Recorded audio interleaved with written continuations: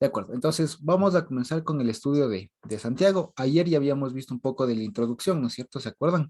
Ya habíamos visto junto con mi papi la primera parte del capítulo 1 y con ello de la carta de Santiago. Al respecto, nada más vale recalcar y que tengamos, digamos, bien presente que la carta de Santiago es bastante distinta a las demás, ¿sí? Es una carta muy particular, comenzando desde el nombre, ¿sí? Y pues vale la pena decirlo, Santiago no es otra cosa que Jacobo o que Jacob, ¿vale? Es del hebreo, digamos, es una forma que derivó más bien dicho, es un nombre que derivó desde Jacob, ¿vale? Entonces ahora, si les pregunto, ¿qué tiene que ver o le suena algo Santiago con Jacob o con Jacob? ¿Le suena algo? ¿Le suena algo? No, claro, no suena a nada, ¿no es cierto? No suena a nada Santiago con Jacob. Pero resulta que esto es por cómo va mutando, digamos, los idiomas, ¿sí? Así que fíjense ustedes. En hebreo, Jacob es como el nombre del patriarca, ¿no es cierto? El patriarca Jacob, ¿vale? Jacob. Eso al griego pasó como Jacob, ¿vale? Jacob. Después de eso, cuando fue traducido mucho tiempo después a la Vulgata Latina, se tradujo como Jacobus, ¿vale? De ahí viene el nombre Jacobo, ¿sí? Que es como traducen, de hecho, al discípulo, al hermano de Jesús, al discípulo y algunos otros Jacobos. ¿Se acuerdan ustedes? El Jacobo, hijo de Alfeo y algunos otros, ¿sí? Jacobo el menor, etcétera, ¿sí? Jacobo. Viene de la Vulgata Latina, de esto de Jacobus. Ahora, ¿qué pasa? Lo que pasa es que en las primeras versiones, así como ustedes han visto, no sé si pueden ver, por ejemplo, en su libro de Mateo, pueden ver cómo comienza, o el título que le ponen en grande, el título del nombre, pueden ver cómo suelen poner. ¿Cómo dice? ¿Por ahí alguien tiene? No, el título grande. El grande, el título. ¿Cómo ponen ahí? San Mateo. San Mateo ponen, ¿cierto? El Evangelio según San, El Evangelio según San Mateo. Vale.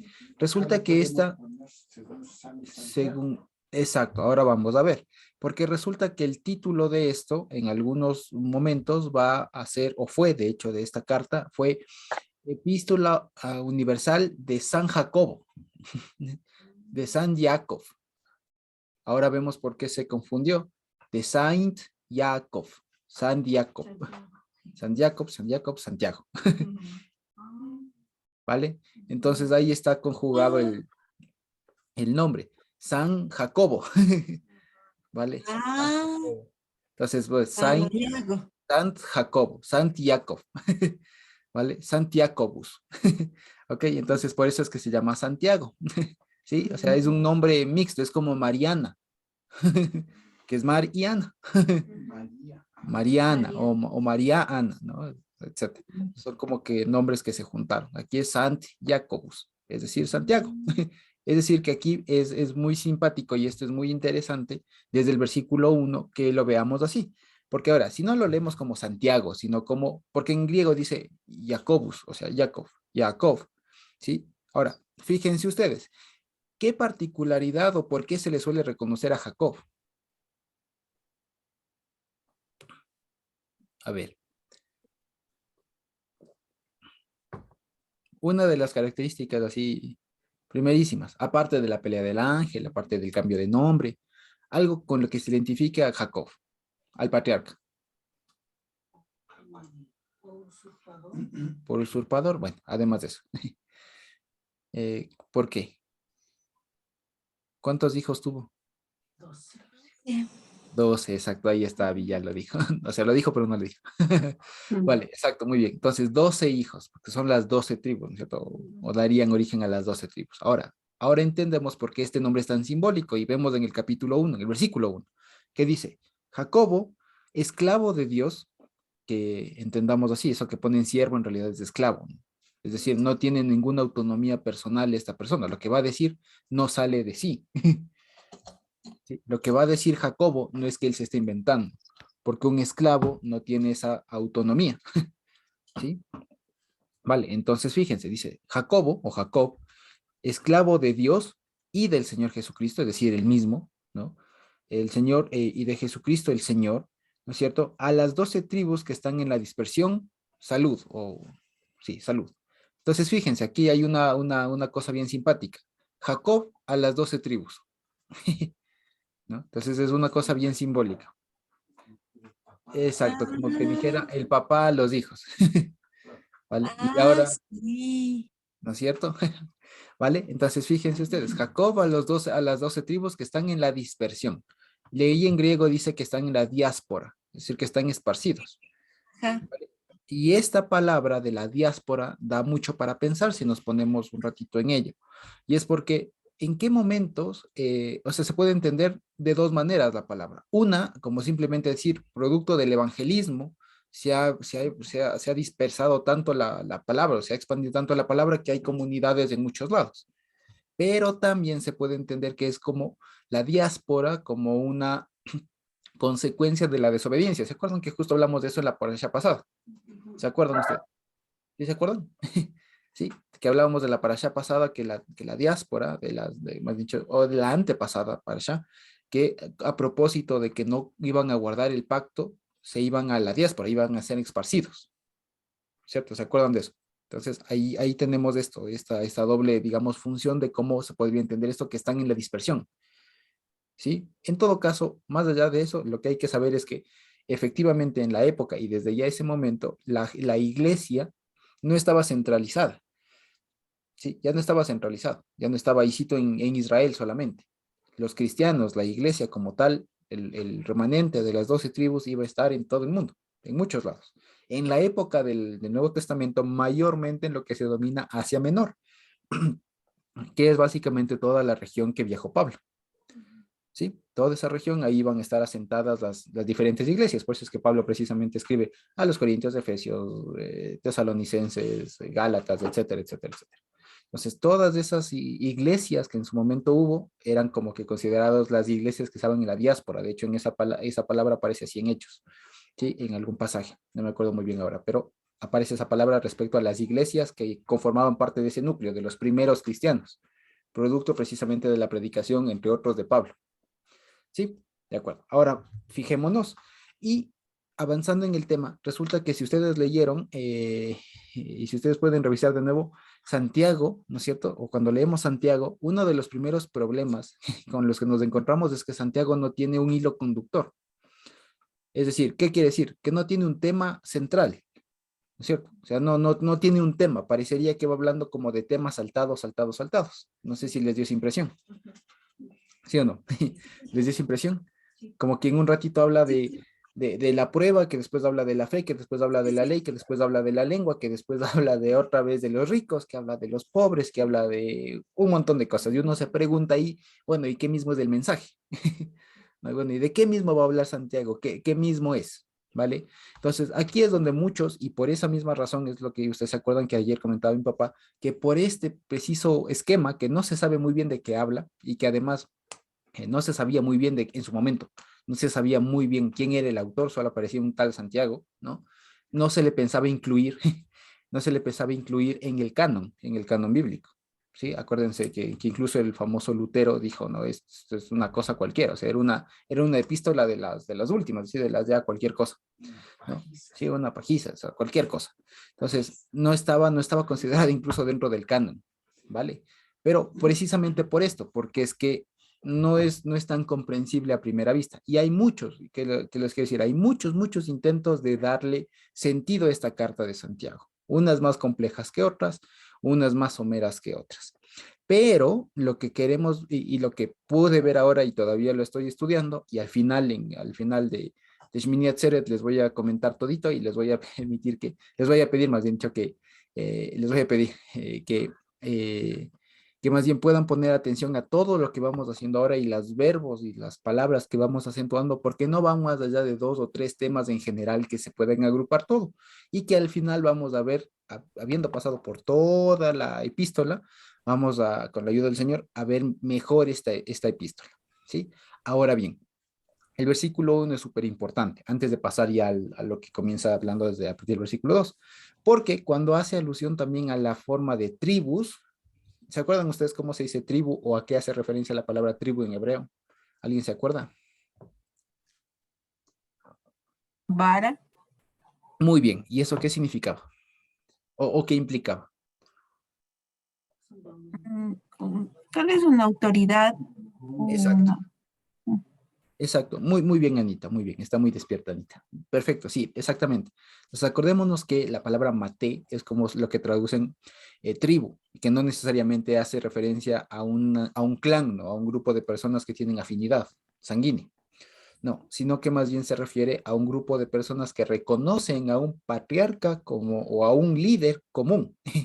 Sí, eso es lo que hace una tribu, en últimas, no es la sangre, es que tienen una autoridad tribal, en últimas. Es un término medio sociológico, ¿no es cierto? Entonces, eso es lo que se denomina tribu, más allá de la sangre, ¿sí? Entonces, por eso, entre paréntesis, es que Judá llegó a ser un líder de la tribu de Judá, perdón, ¿cómo es? Caleb. Caleb llegó a ser uno de los líderes de la tribu de Judá sin ser descendiente sanguíneo del patriarca Judá, porque acordémonos que Caleb era extranjero, ¿sí? Entonces, por eso, porque no está tanto afiliada la palabra mate en hebreo, lo que traduce en tribu, a precisamente al vínculo sanguíneo, sino más bien está afiliada o está más relacionada con la autoridad, ¿sí? Y ahora fíjense, si aquí en Santiago dice a las 12 tribus, está haciendo referencia mucho al concepto de lo que denominamos congregaciones, a las iglesias, ¿sí? Entonces, en otras palabras, lo que está diciendo es al conjunto de iglesias, al conjunto de congregaciones que forman las 12 tribus, que ahorita están dispersas, ¿sí? Entonces, fíjense, eso es a lo que se refiere. Hay muchos hermanos, vale la pena decirlo, que a propósito de este versículo, claro, como es muy explícito el tema de las 12 tribus que están en la dispersión, le toman muy, y se hacen muy intuitivo, digamos, de esto, no seguir las 12 tribus, entonces somos de esas 12 tribus perdidas o de las 10 tribus perdidas y todo aquello, pero más allá de eso, que sí, pero más allá de eso, lo que está haciendo aquí énfasis es a la iglesia o a las congregaciones en general que tienen ya una organización de alguna manera suficiente, una suficiente organización.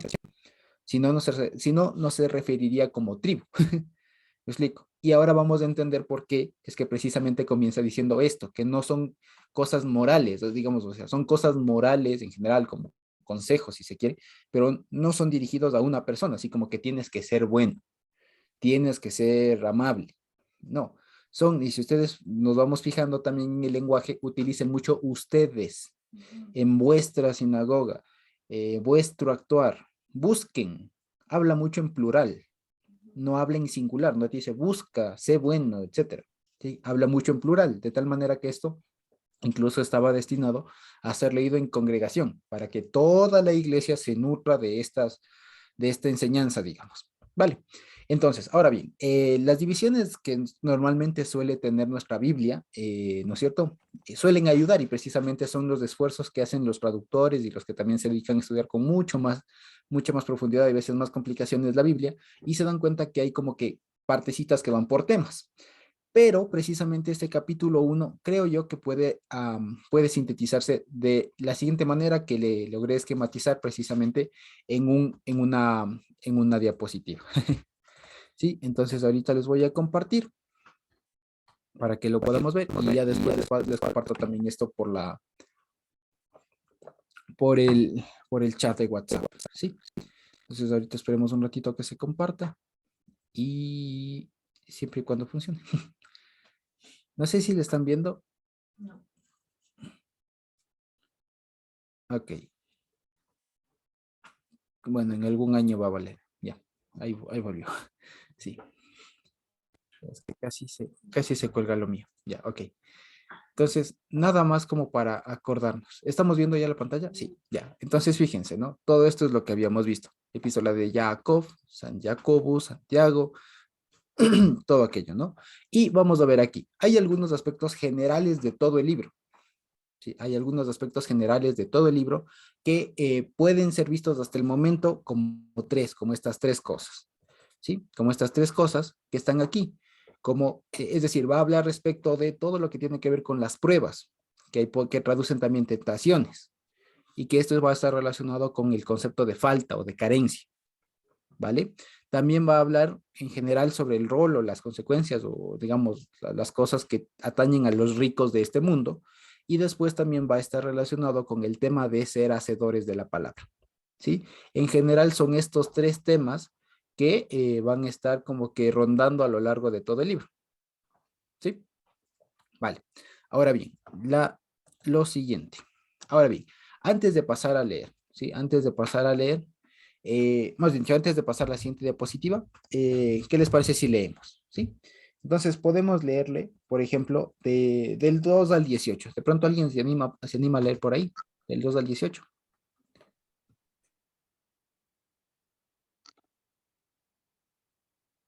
Amén. Gracias, Edith, por favor. Ya.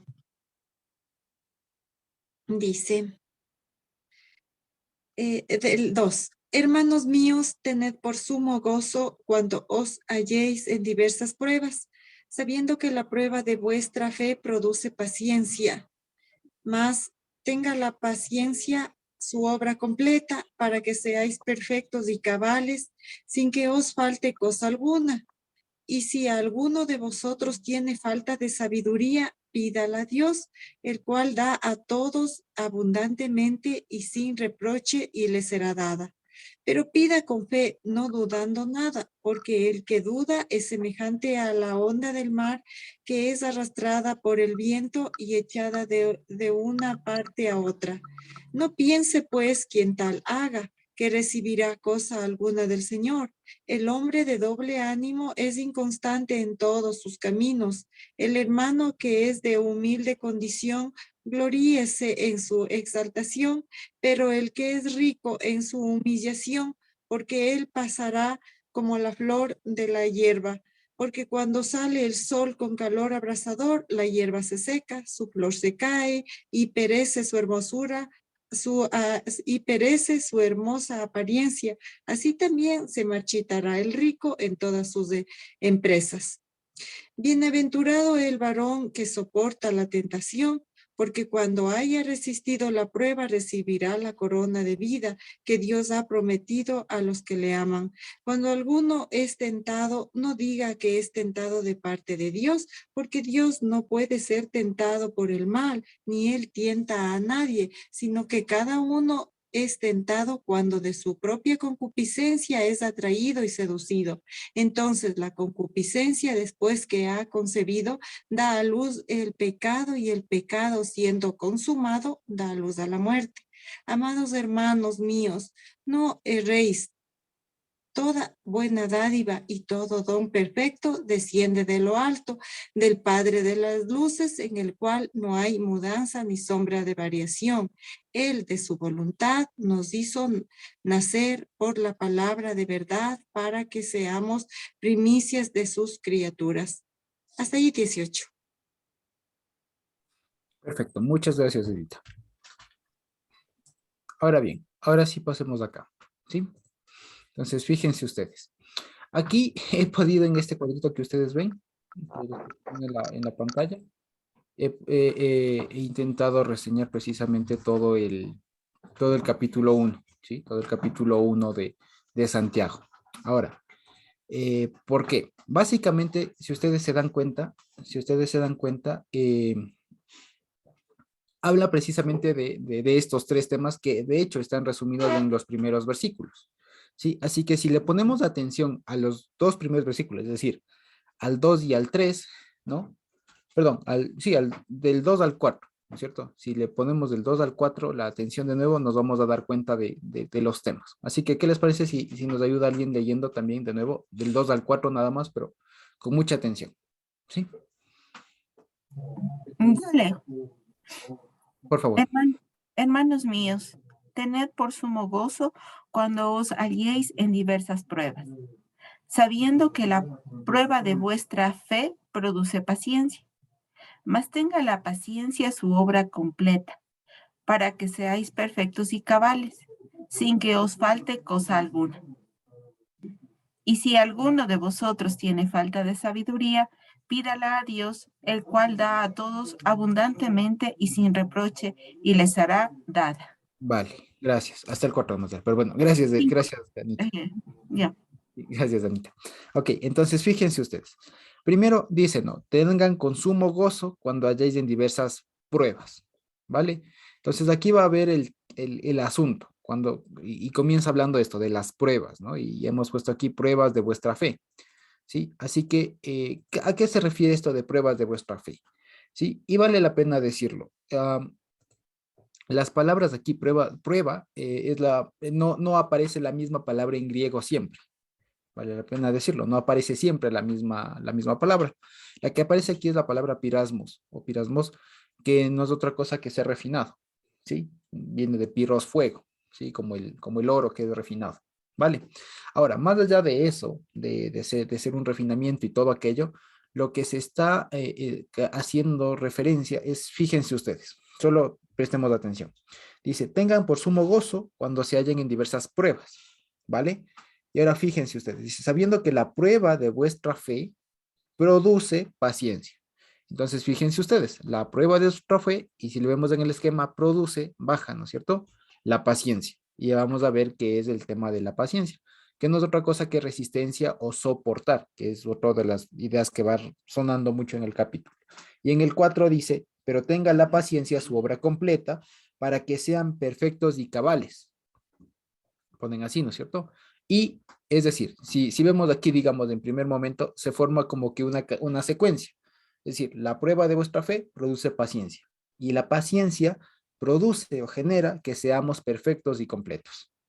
Y en torno a estos tres eventos es que se va desarrollando todo lo demás. ¿Sí? Entonces, primero va a hablar respecto de cómo se prueba la fe. ¿Vale? Después va a hablar de los defectos de la paciencia y precisamente va a estar relacionado con lo de ser perfectos y completos. Vale la pena decirlo, ahí en el versículo 4 ponen, ¿no? Para que sean perfectos y cabales, pero en realidad son como palabras sinónimas, son como decir perfectos y completos. Y ahí, en vez de cabales, completos, o sea, le traducen, tengamos en cuenta también que decir que le traducen cabales, porque el traductor está pensando en un sentido como de moralidad, como de ser muy virtuosos, ¿no? Entonces, claro, decir que sean completos no suena, entonces le ponen cabales, como que ser muy íntegro, ¿no? Vale. En todo caso, la palabra que sale ahí es la que ponemos ahí en el cuadrito, que en griego es la palabra telios, la primera, y la segunda es holócleros, ¿vale? Que esto tranquilamente lo podemos ver y tiene mucha equivalencia con estas palabras. Telios, la primera que traduce en perfecto es con tamim, y esa ya no suena de pronto, ¿no es cierto? ¿Se acuerdan ustedes que, por ejemplo, la vaca roca tenía que ser tamim? Es decir, íntegra, completa, ¿no es cierto? Perfecta, que le traduce. Y la segunda parte, que es holócleros, que le traducen cabales, o que habíamos dicho mejor, completos, tiene que ver mucho con el verbo shalem, ¿sí? ¿No? Sí, shalem, no shalom, bien parecido, pero no igual, que quiere decir igual completo, es decir, que no le falta nada, ¿sí? Y el plural es shlemim, ¿sí? Shlemim, ¿vale? Parecido a cómo suena ¿cómo se llama? Se me fue, el sacrificio de shelamim, solo que en lugar de ser shelamim es shlemim, en vez de con A es con E, shlemim, en vez de estar completos. Vale, ahora bien, vamos a ver. Entonces, fíjense ustedes, si continuamos leyendo con el versículo 5, dice, ¿no? Y si alguno de ustedes tiene falta de sabiduría. Entonces, una pregunta, ¿por qué es que comienza a hablar de pruebas y después dice falta de sabiduría y después comienza hablando de los ricos y de los pobres? Sí, porque si nos acordamos, sigue diciendo eso. Primero habla de, si es que alguien tiene falta de sabiduría, pídala, sin dudar y tal. Y después dice, y el que es el hermano de humilde condición, y después habla del rico. Entonces, ¿por qué suena eso? Entonces me pregunté eso y dije, ¿qué relación tiene eso? Porque a primera vista no se relaciona mucho, es como que salta de un tema a otro así de manera abrupta. Entonces, lo que pude ver es que esta palabra prueba, lo que traducen prueba, experiencia, etcétera, puede ser entendida en cierta manera como una carencia, como una falta. Por eso, fíjense, por eso es que dicen el 4, sin que os falte cosa alguna, ¿vale? Es decir, que cuando nosotros somos refinados, somos puestos a prueba, es que vamos a experimentar faltas, pero faltas que no hacen falta, quiero decir. ¿Sí? No sé si me explico con eso. ¿Sí? Es decir, cuando pasamos por una prueba, ¿no es cierto? Vamos a experimentar pérdidas, carencias, pero precisamente vamos a perder todas esas cosas que no necesitamos. Consecuencia de lo cual, en realidad vamos a quedar más completos. Es el ejemplo, el símil con el oro. ¿vale? El oro no suele estar puro, sino que suele tener unos gramos o algún porcentaje de impureza. Y cuando se le mete al fuego, es experimentado, es decir, experimenta pérdidas. Porque si pesásemos o si pesamos el oro que entra antes del refinamiento, es menor que el que sale, ¿no es cierto? Sale menos. Es más, entra y Peso, sale menos. en peso. Pues, en peso. Pesa más después. Menos. Por eso digo, si pesamos el primero con relación al segundo, pesa más. El primero. Eso, claro.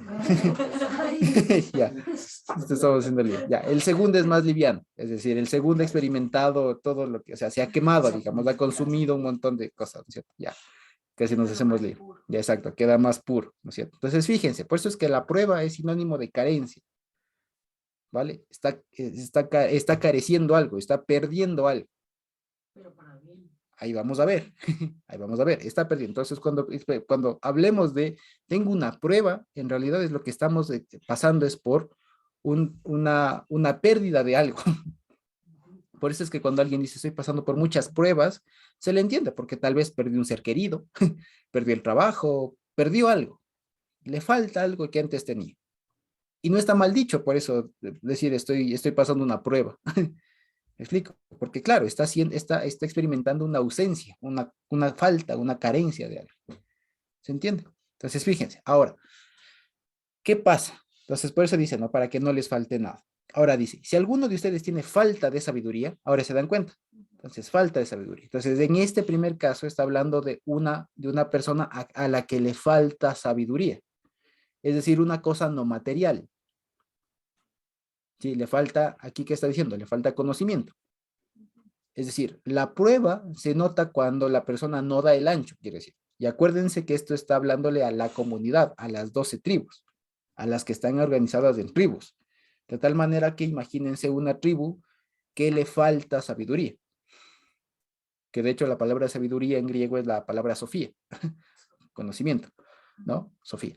Entonces, fíjense ustedes. Entonces, una comunidad que le falta sabiduría, si a alguno de ustedes le falta sabiduría, pídale. O sea, pida, ¿vale?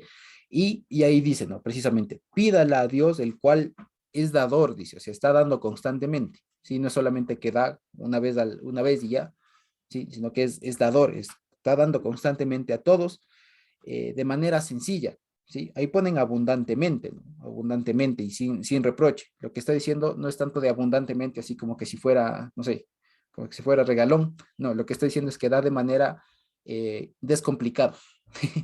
Sí, que está dando de manera descomplicada y sin reproche, es decir, sin caerles, como que es decir, no a la manera humana que a veces se enseña de una manera tosca. Sí, como de pronto tuvimos profesores o gente que nos enseñaba, pero de manera tosca, ¿no? Como que si no aprendes te caigo. No, sino que enseña de una manera sencilla y sin reproche. ¿Sí? ¿Qué más dice? Y le será dado. Y dice el 6, pero pida, y ahí como ponen, pida con fe, ¿no es cierto? En el 6 pone así, ¿no? Pero pida con fe. Ahora bien, eso más que decir pida con fe, es decir, es como que imaginémonos, ¿no? Es como que si yo tuviera el vaso, y el vaso es mi petición, dice, te pida con fe, toca llenar mi petición con fe, si no, no vale, ¿no es cierto? Entonces ahí nos suena algo raro. Lo que en realidad dice no es la petición, llénele con fe, porque si no funciona, no. Lo que dice es esa preposición no es con, sino en. De tal manera que si lo leemos con mente un poquito en hebreo, ¿cómo leeríamos? Pida ve'emuná, es decir, pidan en fidelidad. O sea, dentro de la fidelidad. Sí, por eso es que más adelante va a decir, ustedes piden y no reciben porque piden mal. ¿Ya? Entonces pidan, pero dentro de la fidelidad. ¿Sí estamos claros? Sí, entonces no dice pida con fe, porque a veces eso le hacen sinónimo como de pida con convicción, ¿no? Con ñeque, así haciendo puñete, ¿no? Pida con fe. No, Pida claro. en fe. Pida en fe. Así es. Sí pone ahí. Sí. Ya, esa es la Reina Valera 1909. A ver cómo dice. Pero pida en fe, no dudando nada, Porque el que duda es semejante a la onda de la mar, que es movida del viento y echada de una parte a otra. Exacto, muy bien. Entonces, fíjense ustedes, esa es la Reina Valera 1909, la que leyó mi papá la versión. Entonces dice, pida en fe, no con, pida en fe. Pero suena raro si leemos eso en español, pida en fe. ¿Cómo en fe? No, en fidelidad, en la fidelidad, es decir, dentro de los parámetros que la fidelidad nos establece. ¿Sí? Eso es lo que quiere decir. Pida en la fidelidad, no con. Pida dentro de la fidelidad. ¿Sí? ¿Y qué más dice? No dudando nada, porque el que duda es semejante a la onda del mar y demás. Dice, no piense pues que en tal haga que recibirá cosa alguna del Señor. Es decir, no piense que dudando. Ahora va la cuestión. La duda es un antónimo de la fidelidad, ¿vale? Y aquí vamos a aprender precisamente, vamos a corroborar uno de los significados de la palabra fidelidad. ¿Alguien se acuerda qué nomás significa fidelidad? ¿O a qué hace referencia la fidelidad?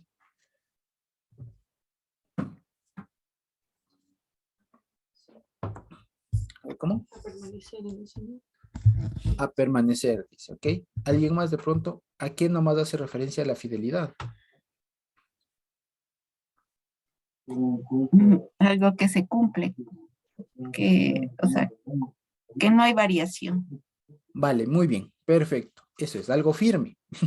¿Cierto? Como dice Anita, como decía Jesse, algo establecido, algo firme, algo que no varía. ¿Y qué dice el siguiente versículo? El 8. El hombre de doble ánimo es inconstante en todos sus caminos.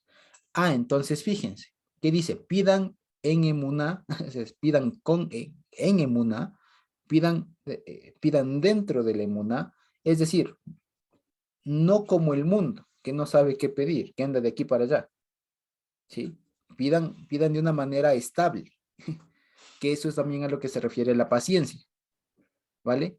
Que ya lo vamos a ver, que la paciencia tiene más que nada, más bien dicho, que la paciencia normalmente para nosotros tiene que ver con ser alguien como tomar una actitud muy pasiva, ¿no?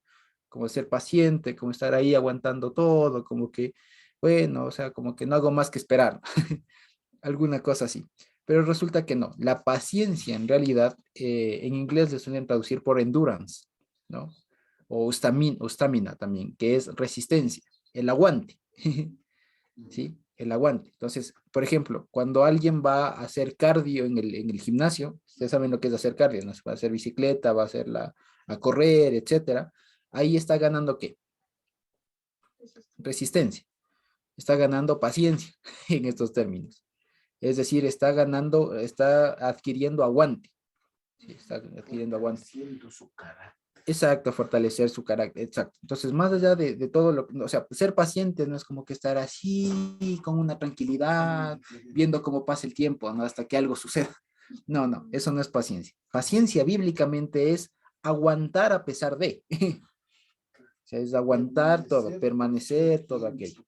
Exactamente, muy bien. Entonces, eso es lo que significa la paciencia, ¿sí? Por eso dice que el fruto de la vuestra fe, digamos, la prueba de vuestra fe produce paciencia, produce aguante, produce resistencia, produce eso, ¿sí? Produce ese, ¿qué se dice? Sí, aguante, esa resistencia. Esa fortaleza. Exacto, como fortalecerse, etcétera, ¿vale? Entonces dice, y por eso es que dice, pida en emuná. Sí se dan cuenta que va como que hablando de lo mismo, ¿no es cierto? ¿Sí? Edita María.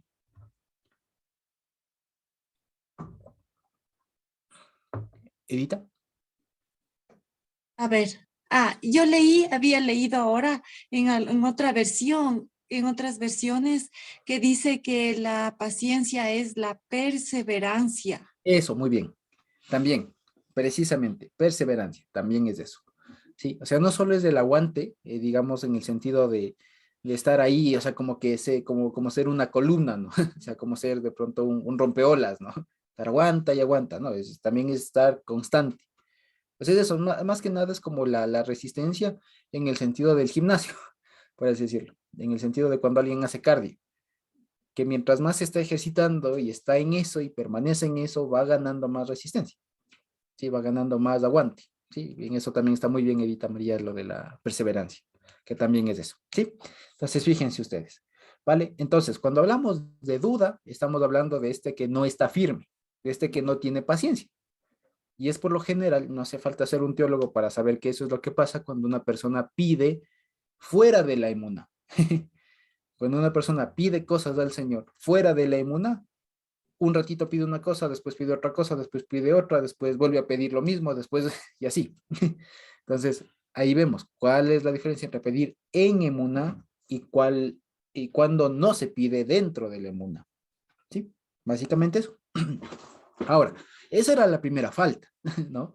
La primera falta, o sea, la primera carencia que alguien puede experimentar es una cosa no material, como la sabiduría, ¿no? Que si es que alguien no tiene, pues pídala dentro del emuná, y está, sin dudar, y demás.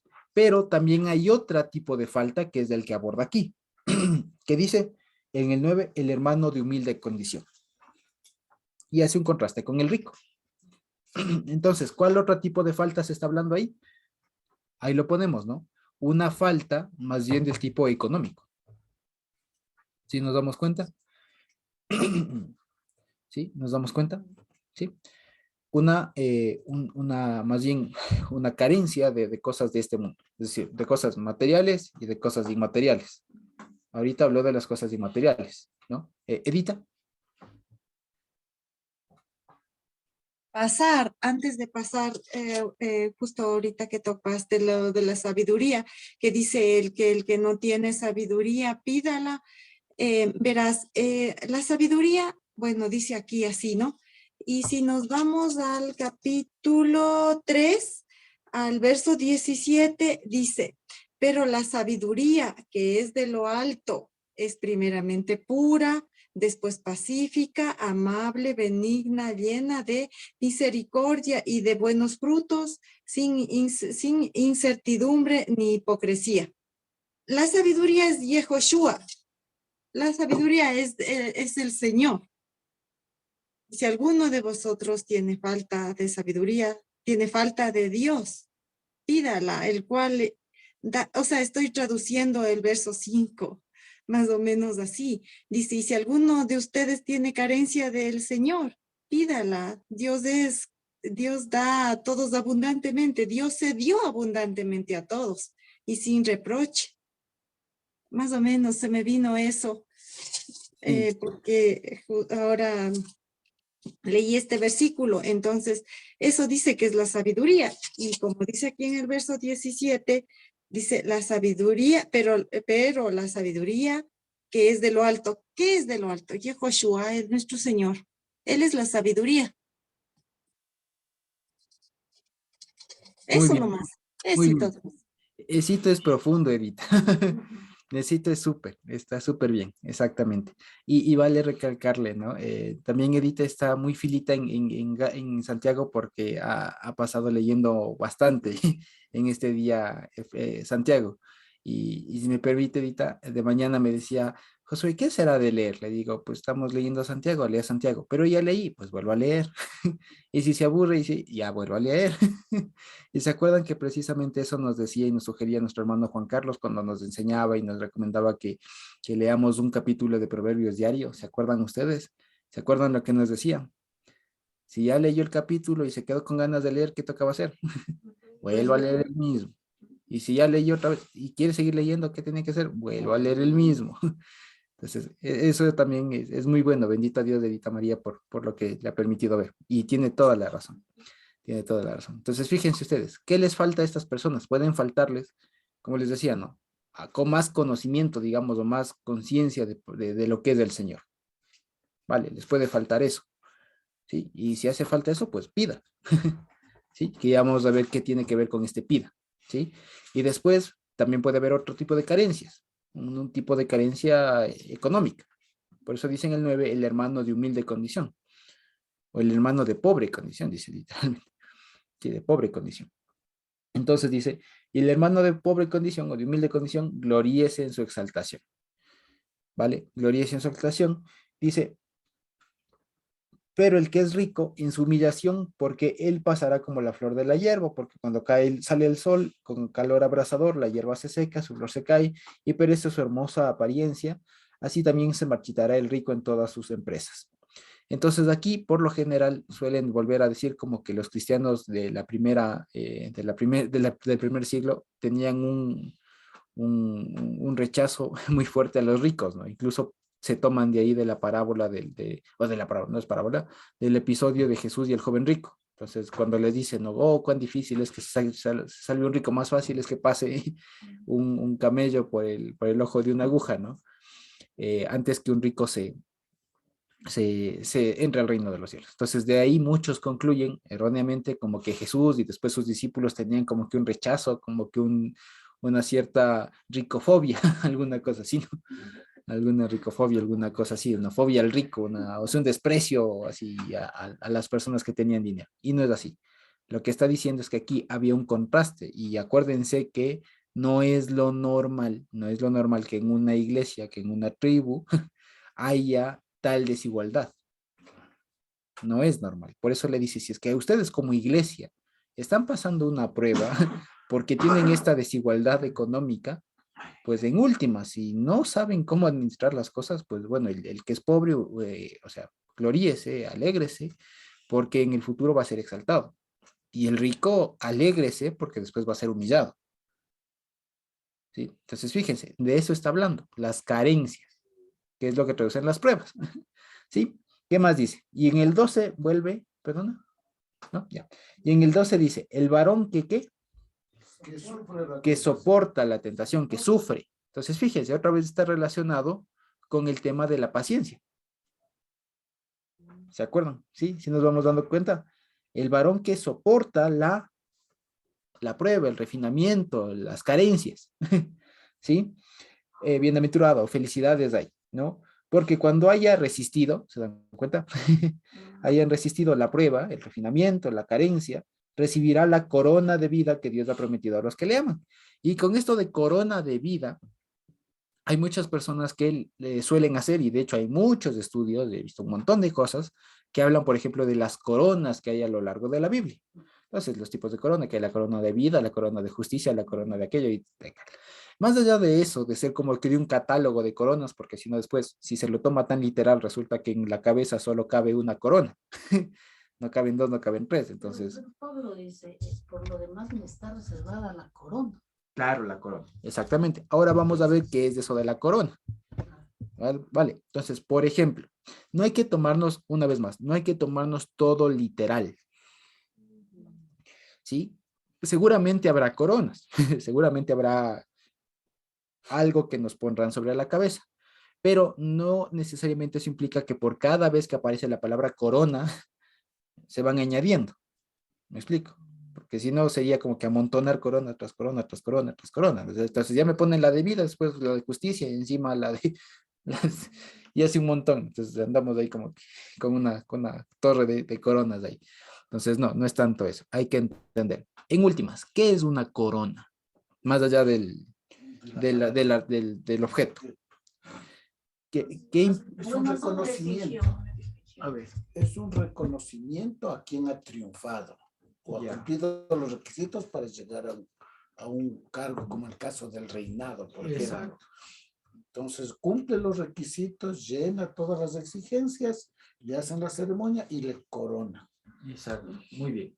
Ahora bien, ahí está, en la primera parte está el éxito de todo, está el énfasis de todo. La corona o la coronación, una corona, es ahora que a propósito que se murió la reina Isabel y todo lo demás, ¿no? Cuando le coronaron al nuevo rey, ¿no es cierto?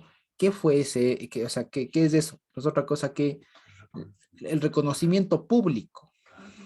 Eso significa la corona, que va a haber un reconocimiento público, más allá del objeto. O sea, más allá del objeto, lo que está hablando de la corona de vida es que va a haber algo que es evidente, que va a ser notorio. ¿Vale? Eso es lo que significa que le está reservada la corona de vida. Como una recompensa. Además de una recompensa, lo que está diciendo es que eso va a ser evidente a todos. O sea, eso va a ser evidente a todos. Se puede leer al revés. La vida ¿no es cierto? Va a estar en la cabeza, va a ser evidente a todos. Es decir, vamos a estar cubiertos por la vida. No sé si se entiende. Sí, exacto, la evidencia. Es decir, la vida va a ser proclamada sobre nuestras vidas, sobre nuestros seres. ¿Sí? Así como cuando, a ver, porque a ver, si nos ponemos a pensar, por ejemplo, el rey Carlos III ahorita que existe, ¿no? que está en boga y todo lo demás. Él hace un mes no tenía lo que hoy tiene, ¿vale? Pero desde que porta esa corona y todos sus insignias y todo lo demás, ¿qué ha pasado con él? Exhibe, ¿no es cierto? Exhibe una calidad, ostenta la calidad de rey y un montón de cosas más.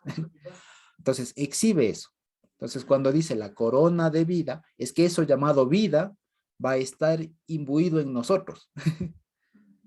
¿Sí se entiende? Entonces, más allá del objeto, que sí, más allá del objeto. Lo que quiere decir es que el Señor, a los que habremos pasado, porque todos debemos y tenemos que pasar por este tipo de carencias para ser refinados, nos está reservada, nos está dada aquí, ¿no? Como dice, a los que hemos ganado resistencia, a los que vamos adquiriendo estas cosas, ¿no es cierto? Nos está, como dice, nos vamos a recibir la corona de la vida.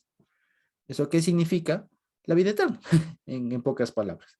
Es decir, que este concepto llamado vida va a estar habitando en nosotros. O sea, vamos a ser portadores, reflejos de eso llamado vida. Así como cuando al rey le coronan y le lleva la corona, es que esa persona está reflejando eso que ostenta. Es como la banda presidencial. Sí, la banda presidencial lo que significa es que cuando le ponen al presidente, refleja que él, o demuestra que él realmente es el presidente. Cuando nos pongan, por así decirlo, la corona de vida, es que nosotros vamos a estar portando, llevando la vida. Vida eterna, ¿se entiende? Exacto, portadores de la vida. Así es. ¿Sí? ¿Qué más dice? Dice, y ahora viene una pregunta que aquí suele ser medio raro, ¿no? Entonces dice, a los que aguantan, a los que desarrollan paciencia, ¿no es cierto? Les está reservada la corona de la vida. Y que eso no es otra cosa que está en relación con lo de ser perfectos y completos. ¿No es cierto? Que es como les ponemos ahí. Por eso es que no les falta nada. Cuando pasan todo, la consecuencia es ser perfectos y completos. Y lo que significa es que tendremos la corona de la vida. Es otra forma de decirlo. Y ahora viene este versículo que es bastante controversial, el 13 y el 14, que dice, cuando alguno es tentado, no diga que es tentado de parte de Dios, porque Dios no puede ser tentado por el mal, ni él tienta a nadie, sino que cada uno es tentado cuando de su propia concupiscencia es atraído y seducido. Entonces la concupiscencia después que ha concebido, da luz del pecado, y el pecado siendo consumado da luz a la muerte. Amados hermanos, no erréis. Toda buena dádiva y don perfecto desciende de lo alto, del Padre de las luces, en el cual no hay mudanza ni sombra de variación.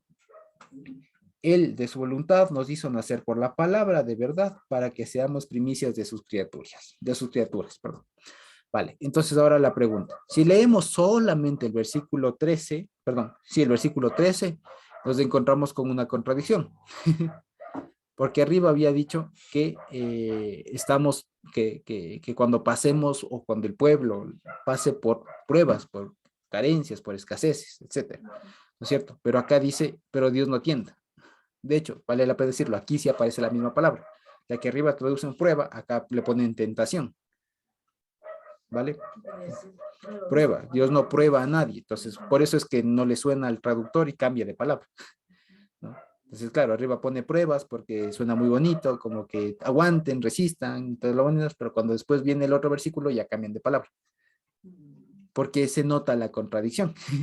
Parecería, ¿no? Porque si arriba me está diciendo, felicidades cuando aguanten, cuando pasen por la prueba y todo lo demás, pero después me dice, pero Dios no prueba a nadie.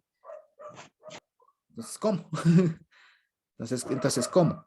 Entonces, aquí la pregunta es que es como que si hubiera una pregunta implícita, que se estuviera preguntando, bueno, ¿y quién es el que prueba?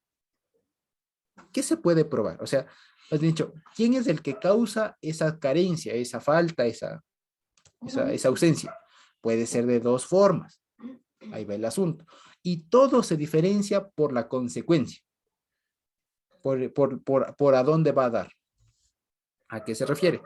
Cuando una persona más bien dicho, explicando esto, lo que está diciendo es, hay dos formas o dos maneras de que una persona puede experimentar esto de ser probado, de experimentar carencias.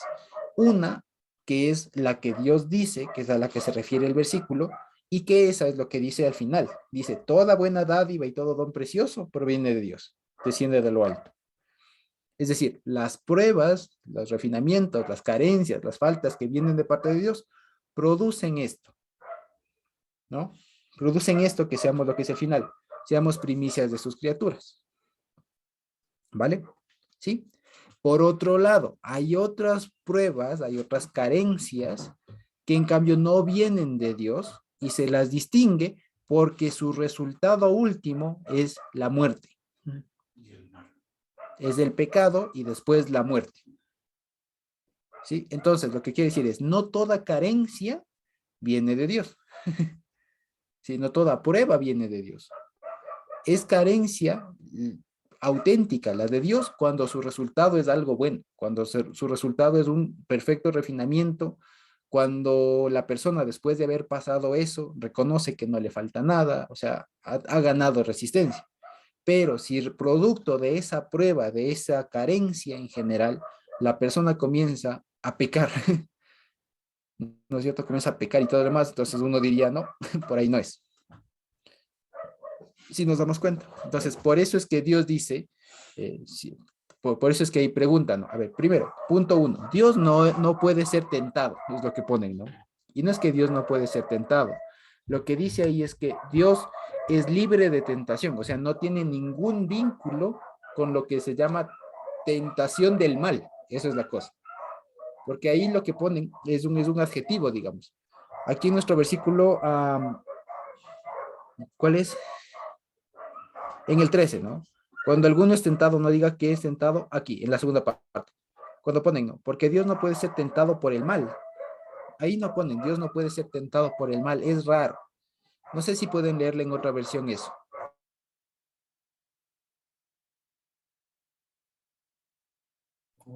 Perdón, Josito, lo que estás explicando es que Dios no tiene concupiscencias que le produzcan tentación como nosotros. Eso es de plano, pero no va por ahí tanto el versículo. Sí, Yeah. de pronto tenemos alguna otra versión que diga algo distinto.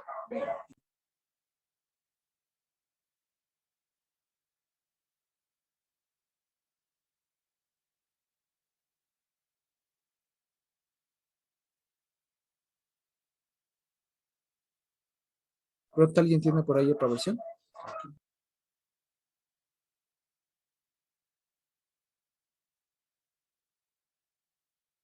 ¿Alguien por ahí tiene alguna otra versión que no sea la Reina Valera? Acá, a ver.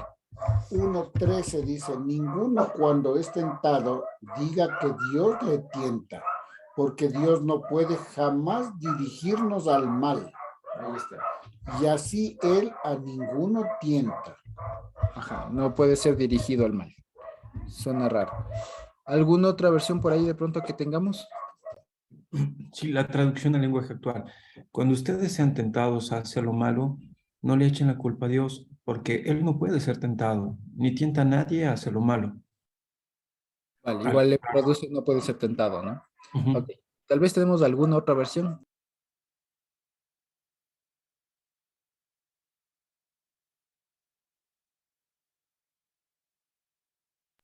Tal vez por ahí alguna otra. Ya vamos, ya vamos. Acá ya le está buscando. A ver, Ya, ya. si le tienes. Sí, ya estoy buscando. Espérame un segundo. Santiago 1:13. Ya está aquí. Dice, Santiago 1:13 dice, al estar bajo prueba, que nadie diga que estoy siendo probado por Dios. No, porque con cosas malas Dios no puede ser probado, ni prueba él mismo a nadie. Otra vez, ¿no? Dios no puede ser probado. Y esta palabra es complicada, ¿sí? La traducción es básicamente la idea, Dios no puede ser. Pero en realidad es como un adjetivo, en realidad tiene varias traducciones, pero aquí en el cuadrito, si ustedes le ven, ¿no? Es como un adjetivo que diría, Dios es sin tentación. O sea, Dios es sin tentación, o sea, no tiene, ¿vale? Es como decir, es como cuando en la palabra, como en esta palabra que les voy a decir, aparece esta partícula que niega, ¿no? Es como decir incoloro, ¿Qué significa? Que no tiene color. O inodoro, o sea, que no tiene olor. ¿No? Aquí dice Dios está fuera del alcance del mal. Dios está fuera del alcance del mal, le traducen en esa. Entonces, lo que quiere decir es que Dios es sin tentación del mal. Lo que quiere decir, más allá de que Dios no tiene concupiscencias, lo que quiere decir es que Dios no prueba con respecto del pecado. No sé si me explico. Dice aquí otra vez, que ninguno diga cuando es tentado, de Dios me viene esta tentación, porque a Dios no le vienen tentaciones ni tampoco tienta a nadie. Ahí está. A Dios no le vienen tentaciones, ¿no? Y es lo que decía Anita, Dios no tiene concupiscencias, y claro, pero eso no está en discusión acá, es lo que quiere decir. Eso no está en discusión. Sí, es verdad que Dios no tiene concupiscencias y todo lo demás, es cierto, pero no es ese el tema. Lo que está diciendo es que las pruebas que Dios hace, las pruebas que Dios ejecuta, nunca van a tener un vínculo con el pecado. Eso es lo que está diciendo. Nunca van a estar relacionadas con el pecado. O sea, Dios nunca Por va a ejemplo, hacer... Perdón. Perdón, o sea, digamos que yo tengo el problema de robar. Dios no me va a poner en una mina de oro que no es mía ahí para probarme, algo así, no sé. No tanto, más bien el ejemplo sería si mi concupiscencia, mi problema de robar, Dios no me va a mandar a ser parte de una banda delictiva y a Para robar un superar banco. ahí. Exacto, eso es el ejemplo. Ah, sí, muy bien, exactamente. Entonces eso es lo que tiene que ver. O sea, cuando Dios nos hace experimentar carencias, faltas, no nos va a poner en contacto con eso. O sea, es eso, no nos va a poner en contacto directo con eso, ¿sí? Porque precisamente de ahí nos quiere sacar, pues. Es como, por ejemplo, a propósito de que ahora que ya no estamos tanto con el COVID y todo, pero en su momento lo fue. Es como que si algún infectado con el COVID dijera, bueno, para que te aguantes, te vamos a poner en un montón de enfermos, pero peores que tú. O sea, no, lo que toca hacer es aislarle. Claro, aislarle y todo lo demás. O sea, esa es la idea. Sí, más o menos, ¿vale? Entonces, si no sería ese absurdo, ¿no? De que, bueno, tú padeces de esto, pues allá mismo te pongo y peor. No, no funciona así. No funciona así. La carencia, la prueba que Dios nos hace pasar es precisamente nada relacionado con lo que Dios nos está haciendo pasar. Por eso es que esta palabra, esta frase que se hizo muy popular en redes sociales, está de que Dios manda sus pruebas a sus mejores guerreros y todo lo demás. Hay que matizarla mucho, hay que matizarla mucho, porque sí es verdad que Dios nos hace pasar carencias, como lo vemos, pero nunca nos va digamos, a experimentar en aquello mismo que estamos padeciendo. O sea, es algo extraño. Normalmente se suele decir eso, no sé, ¿no es cierto? Como que, Señor, dame paciencia, pues te va a mandar una cosa, pero así súper fuerte. No necesariamente. Dios no es Dios no es loco, o sea, eso sería bastante, bastante loco. Lo que está diciendo, ¿por qué? Porque si le manda eso, precisamente es como que le está poniendo ahí, ahí Dios le estaría tentando. ¿Me explico? Entonces, que nadie diga eso, es lo que está diciendo. O sea, si yo tengo, como decía Anita, si alguien tiene, si yo tengo un problema con el dinero, con robar, etcétera, Dios no me va a mandar a ser guardia del Banco Central, pues. De ahí, no, porque eso es pensar que Dios tienta con el mal. ¿Me explico? Y lo que está diciendo el versículo es que Dios es libre de tentación con el mal. Él nunca tienta con el mal. Exacto, Él no prueba nada con el mal. Las pruebas de Él son distintas. Las carencias que Dios nos hace experimentar son diferentes. Nunca van a tener relación con el pecado. ¿Sí? Por eso dice, cuando alguien es pecado, de su propia concupiscencia es pecado. Es probado. ¿No? ¿Y cómo se sabe que es de la propia concupiscencia, de sus propias pasiones, de sus propios defectos? ¿Por qué? Porque eventualmente va a terminar pecando y eventualmente eso termina en muerte. Esa es la cosa. Y esa es la consecuencia, precisamente. La muerte y el pecado. El pecado y la muerte. Fíjense. Entonces, eso es lo que está diciendo acá. ¿Sí? Entonces, como decíamos, ¿no? Y decía Anita, es verdad que Dios no tiene concupiscencias. Es cierto. Porque no es humano, así de sencillo. Pero eso no es el asunto, ese no es el tema. Aquí el asunto es que puede haber personas que estén experimentando pruebas. Y la pregunta que cualquiera se haría es, bueno, y si yo estoy experimentando una prueba, un refinamiento, una carencia, ¿cómo sé que esto es de Dios? O sea, ¿cómo sé que esto me está haciendo pasar Dios y no un error mío? ¿Me explico? Esa es la cosa, ¿vale? Porque por concupiscencia suena como aquí algo muy lujurioso, ¿no? Algo muy lujurioso, así como que muy así. No, un error nuestro, entiéndase. Entonces, ¿cómo sé que esto estoy pasando de manera auténtica porque Dios me está haciendo pasar una carencia o es consecuencia de un error mío? Entonces, simple. Si la consecuencia, si el producto de eso es paciencia, resistencia, soportar, que seamos perfectos, que seamos completos, es que eso viene de Dios. Si en cambio, por el otro lado, la consecuencia es más pecado, es muerte, pues eso no vino de Dios, sino de un error nuestro, de una falta nuestra. ¿Sí? Así de sencillo. ¿Sí? No sé si hasta ahí estamos bien. Entonces, ¿por qué? Porque, por ejemplo, y esto se ha visto mucho, hay muchos hermanos que a veces dicen eso. Entonces, es como que, ¿qué les digo? Es como que a propósito se equivocan. Es como, por ejemplo, es como el estudiante que no estudió durante todo el año lectivo, se va a supletorio y dice, ¿cómo me toca sufrir ahora?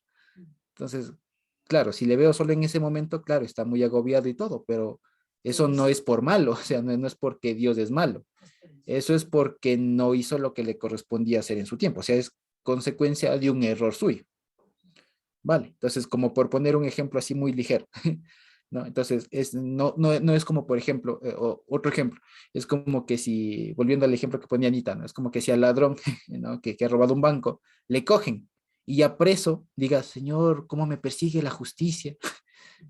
No, es que está ahí porque ha robado. ¿No? Entonces no diga que esté experimentando eso porque porque Dios le está probando, ¿no? Ahí está pagando usted sus actos, ¿no? Entonces hay que diferenciar bien a causa de que estamos padeciendo o experimentando faltas, carencias, pruebas. La prueba de Dios es para mejorar la vida. Exacto. La prueba del diablo, si cabe, es para dañarle peor. Ajá. Ahora, fíjense una cosa más. Y aquí es algo bastante simpático, ¿sí? Ahora, no sé si hasta ahí estamos claros con este versículo 13. ¿Sí? ¿Estamos más claros con este versículo 13?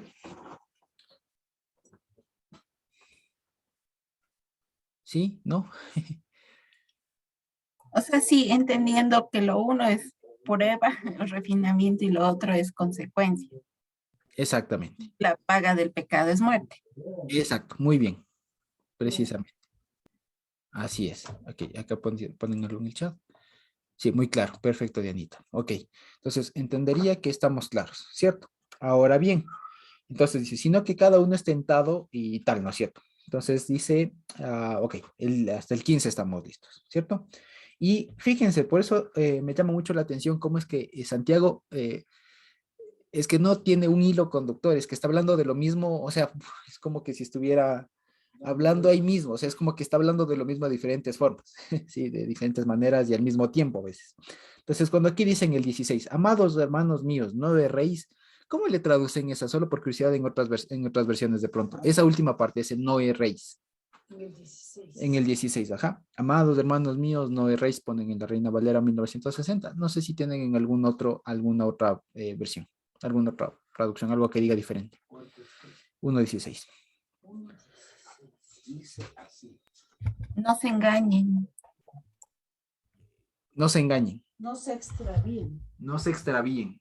Ok. No se engañen en esta materia. Dice. No se engañen. Ok. Muy bien. Con eso está muy bien. A ver, con eso es suficiente. Entonces dice, a ver, cuando aquí ponen no erréis, es ambiguo. Porque errar significa equivocarse. ¿No es cierto? Erré en la pregunta 18. En lugar de poner la opción A, puse la B. Se equivocó. Se erró. Pero también errar es deambular. Es estar errante. Aquí está utilizando en el segundo sentido. No erréis, es decir, no estés ni vagando. ¿Cómo le ponen ahí en esa versión? Como decía, no se extravíen. ¿Se dan cuenta? Sí, no se extravíen. No estén errantes. Hermanos muy queridos, no se equivoquen. Claro, aquí ponen no se equivoquen. No es no se equivoquen, es no anden divagando. ¿Se dan cuenta? Entonces, ¿por qué? Porque aquí es como que algo muy concreto. O sea, si estamos en una prueba del Señor, es claro. Si estamos en una prueba en una consecuencia de un pecado, pues también es claro. O sea, no anden ahí divagando, no anden preguntándose así. ¿Se entiende? O sea, no anden ahí así. Además, el que peca sabe perfectamente que está pecando. Exactamente, o que pecó y tal. Y cuando es una prueba de parte de Dios, es para bien. Exacto, muy bien, así mismo es. Entonces, fíjense, y cuando dice no erréis, ¿no es cierto? También está haciendo referencia a lo que decimos acá, o sea, estén firmes, o sea, no duden, ¿se acuerdan? No duden, no tengan doble ánimo, o sea, no estén ahí indecisos, no estén ahí sin saber qué mismo, ¿sí? Fíjense. ¿Qué más dice el 16? Toda buena dádiva y todo don perfecto desciende de lo alto. El 17, perdón, sí. Desciende de lo alto del Padre de las luces, en el cual no hay mudanza ni sombra de variación. ¿Se entiende ahora mejor? Él, de su voluntad, nos hizo nacer por la palabra de verdad para que seamos primicias de sus criaturas. Entonces, con esto se entiende. Entonces, por eso lo mejor en estos versículos medios complicados no es enclaustrarse en ese versículo. No a veces no está ahí la respuesta. La respuesta está o más antes o más después. En este caso estaba en todo el contexto. Fíjense. ¿Sí? Entonces, es un versículo que puede sonar difícil, pero en realidad es bastante comprensible. ¿Sí? ¿Y qué más dice? Por esto en el 19, ¿no? Que es la última parte del 1 para ir terminando. Dice, por esto, mis amados hermanos, todo hombre sea pronto para oír, tardo para hablar, tardo para irarse. Y esto es lo que se llama también paciencia. ¿Se dan cuenta? Sean tardos para hablar, tardos para irarse, prontos para oír y demás. Dice, porque en la ira del hombre no obra la justicia de Dios. Por lo cual, desechando toda inmundicia y abundancia de malicia, y esto tiene que ver con los ser perfectos y completos. ¿Se dan cuenta? Entonces dice, ser perfectos, voten la inmundicia, y para ser completos, voten toda la malicia. ¿Se dan cuenta? Desechen, voten, ¿no? Reciban con mansedumbre la palabra implantada, la cual puede salvar vuestras nefes, vuestras almas, vuestros seres. Pero sed hacedores de la palabra y no tan solamente oidores, engañándoos a vosotros mismos. Y aquí viene con el tercer tema que les decía, el hacer la palabra. Y esto precisamente está muy enfocado dentro de lo que es la paciencia. Porque la paciencia, como les digo, o el resistir, el soportar, no es una actitud muy pasiva. O sea, como estar ahí aguanta, así como que dele, ¿no? O sea, dele. No, la paciencia, la resistencia, especialmente en lo físico, se gana haciendo.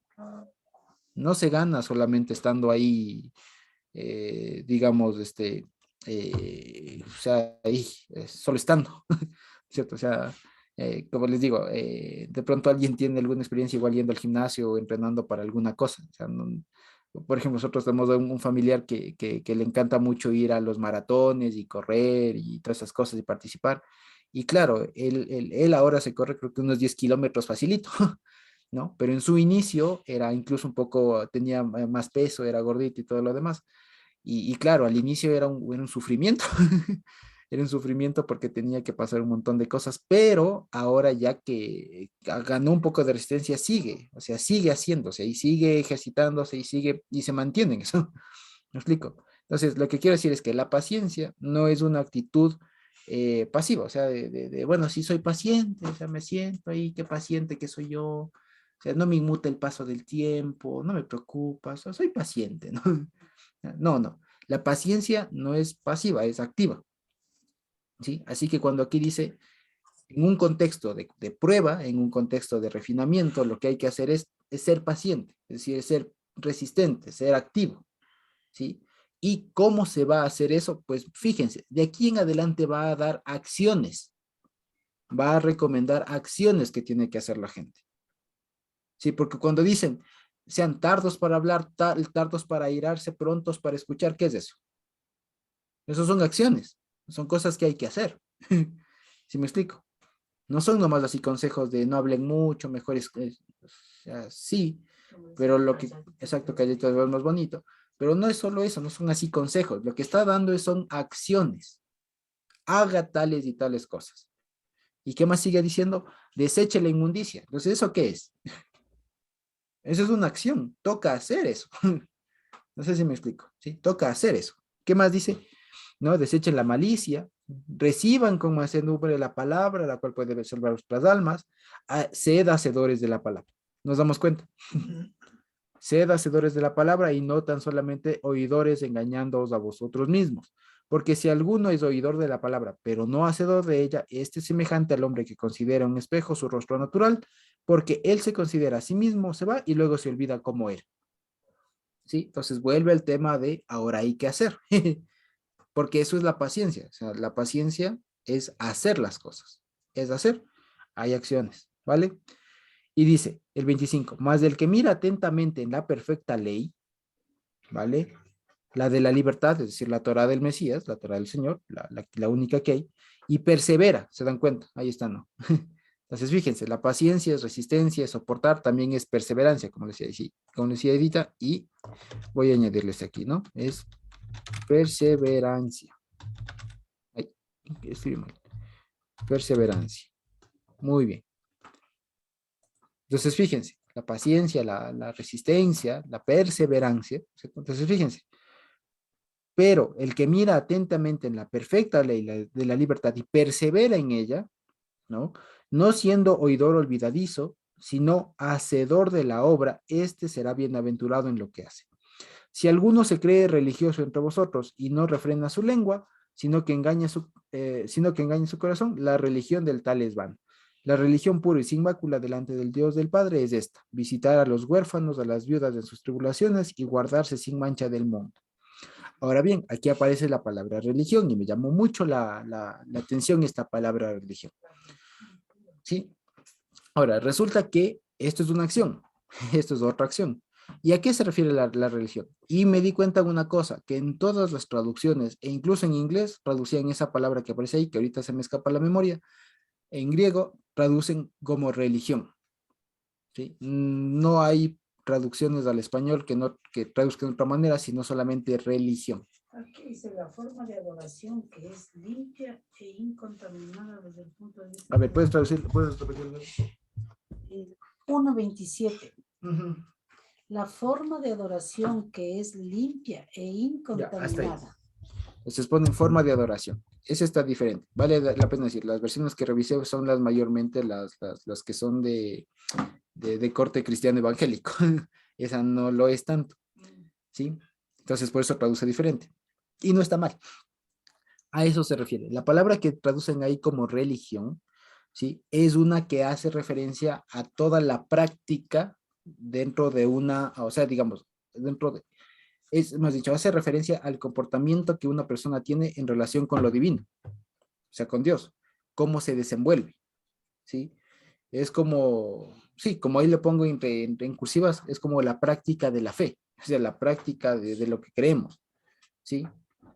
Que es lo que nosotros podemos llamar esto de ser piadoso o alguna cosa así, que aparece en algunas partes de la Biblia y también le traducen religión, ¿vale? No es religión como el conjunto de creencias, ¿no? Más bien las prácticas que se hacen, el comportamiento que tiene una persona respecto de lo que Dios le manda. ¿Ya? Eso es lo que traducen aquí fe, como le ponen ahí, ¿no? El estilo de adoración, ¿vale? Entonces no es religión como hoy nos lo imaginamos, es esta práctica, el conjunto de cosas. Por eso dice, si alguno se cree religioso, ¿se entiende? Si alguno se cree muy practicante de la fe, ¿no? Pero en realidad no hace, ¿no es cierto? Y no refrena su lengua, por ejemplo, eso es vano. ¿Se dan cuenta? Entonces no es tanto de religión como conjunto de dogmas, conjunto de creencias y tal, sino más bien lo que aquí traducen como religión es eso, la práctica de la fe. O sea, lo que dice acá otra vez. Exacto. Hacedores. Hacedores, muy bien, exacto. Entonces, el hacer de una persona tiene que ser coherente, porque si yo me creo muy hacedor, pero no refreno mi lengua, es lo mismo que nada. Y acá dice, si yo soy hacedor, en cambio, ¿cuál es la verdadera práctica? ¿Cuál es la verdadera hechura, sí, hechura de la palabra? Aquí dice, visitar a los huérfanos, etcétera, y ¿qué más dice? Y guardarse sin mancha del mundo. Santidad. Santidad, etcétera. Entonces, fíjense ustedes, eso es lo que dice. Y si ustedes se dan cuenta, estos tres, estos cuantos temitas de aquí se van a volver a reiterar en los siguientes capítulos. Va a volver a hablar otra vez de la prueba, va a volver otra vez a hablar de la paciencia, de obras en general, de las acciones que tienen que hacer, sobre la lengua, sobre los ancianos, sobre los los ricos, los pobres, y todo el énfasis va a ser para que sean perfectos, para que sean completos, para que observen la ley, etcétera, etcétera, etcétera. ¿sí? Es un resumen de todo el libro. Exacto. Capítulo 1. Precisamente. No sé si se escucha lo que dice mi papá, pero es verdad. El capítulo 1, algunos no le entendían. Y hay muchos que desde hace mucho tiempo, dijeron, no, lo que pasa es que el capítulo 1 es un exordio del libro. Exordio es como una introducción. Es como un resumen ejecutivo de todo lo que va a decir el libro. Así que si hasta ahora logramos captar estos puntos principales que he puesto ahí en pantalla, pues de lo demás del libro nos va ya a aparecer como se dice, un fortalecimiento de todo lo que hemos visto hasta ahora. ¿Sí? Y con eso ya no nos perdemos para las siguientes veces. Entonces va a volver a hablar de las pruebas, de las carencias. Va a hablar de las acciones que toca hacer, de lo que toca hacer, de las acciones que le corresponden al pueblo para generar y que van a generar paciencia, resistencia, etcétera. ¿Sí? Y que el objetivo de eso va a ser precisamente el ser perfectos, ser completos, tener la corona de vida, etcétera. ¿Sí? Entonces, fíjense, eso es básicamente Santiago o Jacobo 1, Jacob 1. ¿Sí? Esto igual les voy a pasar por el chat, por interno, así que no se preocupen si de pronto no se guarda. ¿Sí? No sé si tenemos preguntas, comentarios hasta ahí. Yo. Permita. Y después Anita. Ya.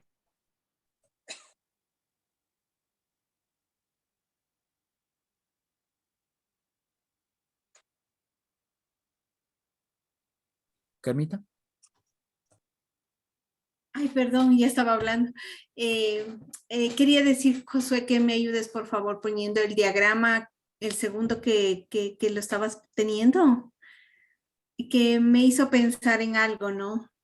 Está bien el diagrama que hiciste y me gustó las últimas letras, ¿no?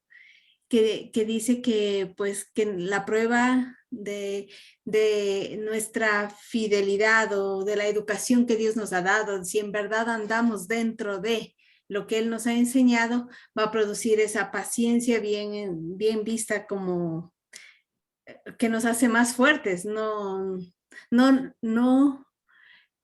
bueno, que nos hace ¿cómo es? Longanimidad, ¿no? Que nos hace longánimes, pero no languidecer, ¿no? Algo así, ¿no? Que en verdad nos hace fuertes y pues que esto nos hace también perfectos, como dice nuestro Señor por allí en Mateo 5, casi al final, o en Lucas 6, para que seáis perfectos como vuestro Padre es, en el sentido de que hagamos lo que se nos ordena. Y terminamos, dice que no estemos carentes de nada porque hemos de recibir la corona de la vida. Y al haberlo leído de esta manera, me recuerda exactamente el Salmo 23. Dice que o sea, veo que este capítulo 1 es como una manera de decir, déjate pastorear de mí. Te hallas en lo que sea, pero, o sea, que mi palabra, que es tu educación, que es aquello a lo que debes exhibir fidelidad, sea tu guía, sea con lo que yo te voy a apacentar. Entonces, me gustaría que leyéramos el Salmo 23, que justamente en el primer versículo dice que no llegaremos a estar carentes de nada, o más bien no estaremos carentes, y que con él viviremos por largos días. La corona de la vida nos ha sido dada. Se me hace que es como que él de esta manera práctica, me refiero a Jacobo, que escribe esta carta, como que se mete en el pastoreo del Señor y se me hace como que de una forma práctica le pone el Salmo 23 aplicado a los términos prácticos de la vivencia de la época. Entonces, no sé si podemos leer el Salmo 23, sobre todo el versículo 1 y el último. Voy por ahí.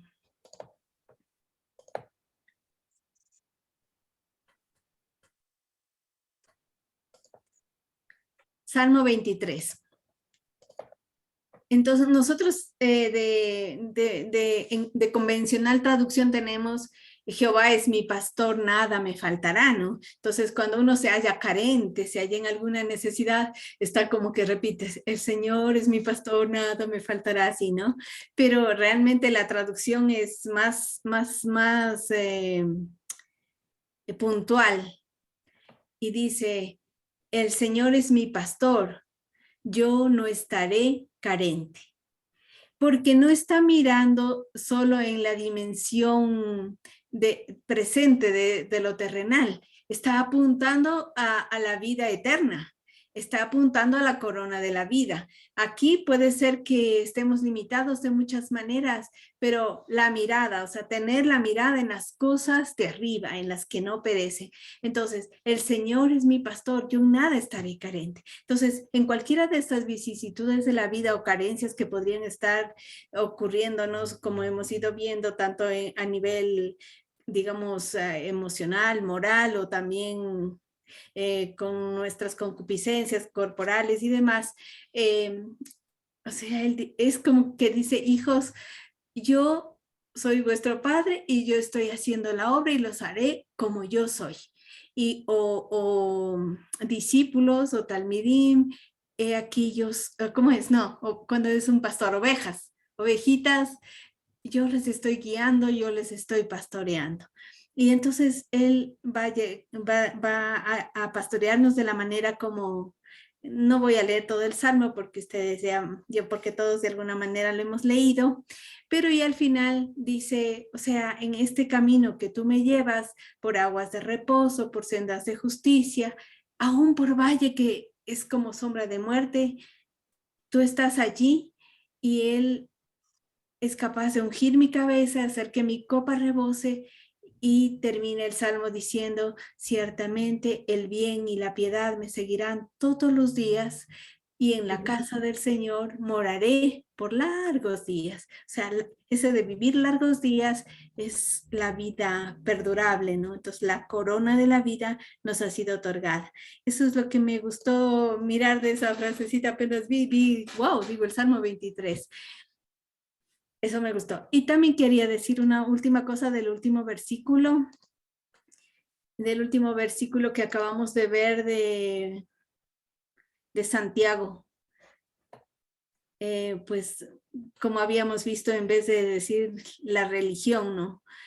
Como la forma de adoración o la forma de culto que la gente tenga, ya sean judíos en ese tiempo, ya sean la forma de los nuevos creyentes, más bien de la forma de exhibir la fidelidad en el Mesías Yehoshua HaMashiach para los que habían nacido de arriba, o sea, como decir ya, o sea, no se peleen con los que todavía no entienden, ni tampoco estén tranquilos, o sea, pero bueno, cual sea la forma, su comportamiento para mostrar su fe a Dios, no tiene sentido si no hace lo que decía en el verso 26, ¿no? Que cuide lo que habla y que no se engañe en su corazón, porque, o sea, si no es coherente lo que habla con lo que hace, pues dice la religión del tal es vana. Y en el verso 27 que justo estaba diciendo, usa dos palabras, ¿no? Dice la religión pura y sin mancha, sin mácula, y esa palabra pura corresponde a lo que sabemos que es tajor. Y sin mácula es como ser sin mun. Es como decir, lo religioso es como ofrecer sacrificios espirituales, se me viene que es, ¿no? Como dicen hebreos, ustedes ofrezcan a Dios sacrificios espirituales agradables a Dios, o sea, que confiese el nombre de nuestro Señor. Y entonces se me hace, ¿no? Que dice, esos sacrificios espirituales que sean como presentar sacrificios como en su momento eran de animales que tenían que ser tajor y sin mun, ¿se acuerdan? Sin algo añadido, sin nada, o sea, solo dentro de lo que Dios está pidiendo, sin añadiduras, sin ponerle demasiadas reglas o cosas, solo lo que yo digo. Y como nuestro Señor dijo, mi yugo es fácil y es ligera mi carga, sin mayor cosa. Entonces, ¿qué es esto ligero? ¿Qué es esto fácil? Dice, mira tu relación con los más necesitados que tú. con el huérfano, con la viuda, o sea, permanece con ellos, ¿no? Y guárdate sin mancha del mundo. O sea, tal vez, no sé, había una confusión religiosa en su momento, todavía estaba en pie el templo, como me encantó ayer el hermano Manuelito nos hizo notar que esta fue una de las primeras, o si tal vez la primera carta escrita, pues sí, había muchos que estaban confesando a Yehoshua HaMashiach como el Mesías que había de venir, pero eh, no sabrían qué cosas, si hacemos, qué cosas no hacemos.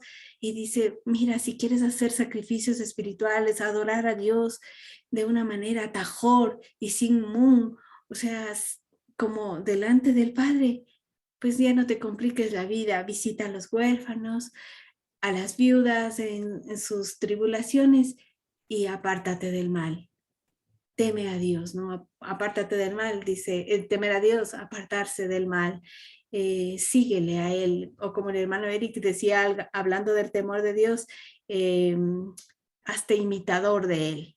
Guárdate sin mancha del mundo.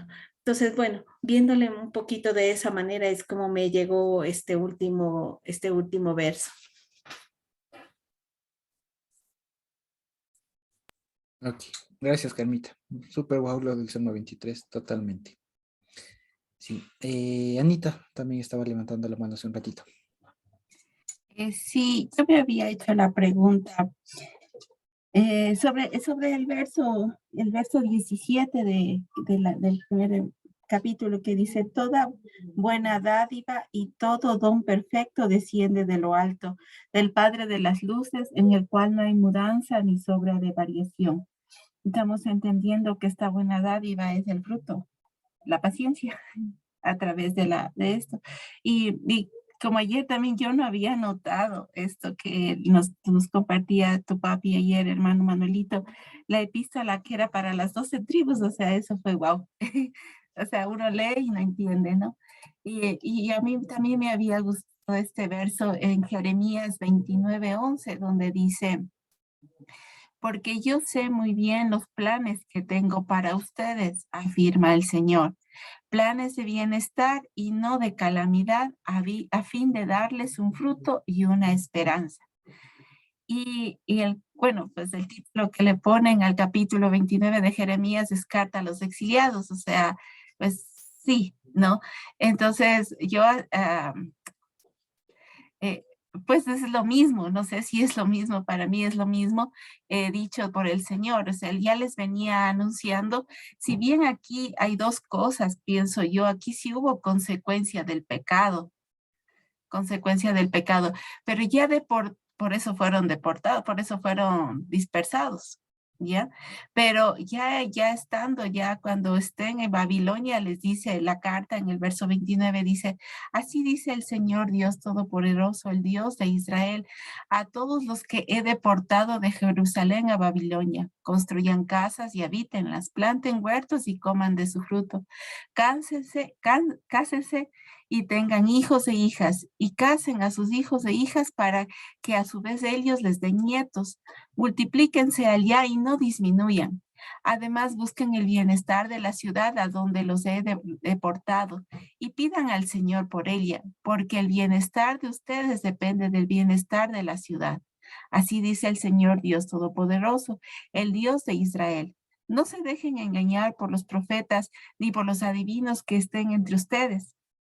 No hagan caso de los sueños que ellos tienen. Lo que ellos les profetizan en mi nombre es una mentira. Yo no los he enviado, afirma el Señor. Así dice el Señor, cuando a Babilonia se les haya cumplido los 70 años, yo los visitaré y haré honor a mi promesa en favor de ustedes y los haré volver a este lugar. Y otra vez, porque yo sé muy bien los planes que tengo para ustedes, afirma el Señor, planes de bienestar y no de calamidad, a fin de darles pues un futuro y una esperanza. Esto yo creo que es lo que nos recuerda ahora el Señor, que lo que estemos viviendo, en donde estemos viviendo, estamos dispersos y Él volverá. porque Él nos ha dado esto, ¿no? Un futuro y una esperanza, y pues no importa la situación que vivamos, en tanto entendiendo lo que hemos visto, ¿no? El refinamiento del Señor. Eso. Así es. Gracias, Anita. Y saben que también esto de la dispersión es una cosa bastante simpática, porque ustedes han visto o han probado qué pasa cuando una liga se estira a su máximo. Pero ¿qué pasa cuando se rompe? Golpea duro. Y además de eso. Ya no se estira. O sea, ya no se expande, pero ¿qué pasa después cuando ya se estiró todo? Y se rompió, ¿qué pasa? Ya se divide, pero eso es que se rompe, ¿no? Es flexible. Exacto, se recoge. Vuelve a recoger. Exacto. Entonces, fíjense ustedes, cuando algo se estira, es como el globo. ¿Qué pasa cuando el globo está inflado? Sí. ¿Qué pasa cuando se desinfla? Se recoge. Ya. Entonces, cuando la dispersión del pueblo llegue a su máximo, es que ahí el Señor viene y ¡pum! Nos une a todos. ¿Se dan cuenta? Entonces, por eso es que aquí es bonito que habla las 12 tribus en la dispersión. Así que para nosotros no hay problema que estemos en el Ecuador en relación a Jerusalén, que está lejísimos, ¿no? Y así. Entonces, cuando más gente haya, cuando la dispersión sea más, es que el Señor está más cerca. Porque es como el globo, que cuando más inflado está, es que cuando se vuelve, digamos, cuando se desinfla, ¿no? Cuando una liga se retrae, cuando ya alcanzó su máximo, se vuelve. Sí, entonces eso tiene que ver con la dispersión. Sí, cuando ya ha llegado al máximo, al tope de lo que daba la liga, el globo, antes de romperse, se contrae, se retrae de nuevo. Y esa es la cuestión. Que incluso este principio es algo tan evidente que hasta los científicos se dieron cuenta con el Big Bang. No sé si han escuchado esto, que con el Big Bang y todo lo demás, eso fue una explosión. Pero en algún momento esa explosión va a comenzar a regresar. Hasta ellos se dan cuenta, quiero decir. Entonces, lo mismo pasa con la dispersión. El Señor dispersó a su gente, a su pueblo, por pecado, por evangelismo y todo, pero va a llegar un momento en donde ya va a estar lo suficientemente ampliado y el Señor va a venir y ¡pum! Nos reúne de nuevo. Así. Y fíjense ustedes que precisamente el regresar ese de una liga o de un globo no es algo despacito. O sea, es un boom. ¿Sí? En cambio, el inflar un globo es como que algo más lento, ¿no? Más lento, o el estirar una liga es como que hasta donde deje, ¿no? Pero en cambio, el regresar, si ustedes le sueltan una liga, ¡pum!, regresan ese rato, igual el globo. Sí, entonces fíjense ustedes. Sí, así se aprende hasta de un globito. Sí, se aprende. Entonces, fíjense. Sí. Entonces, no sé si hay alguna otra pregunta por ahí. Y muchas gracias, Anita y Carmita, por los aportes. Súper útiles. Ok. Entonces, creo que no.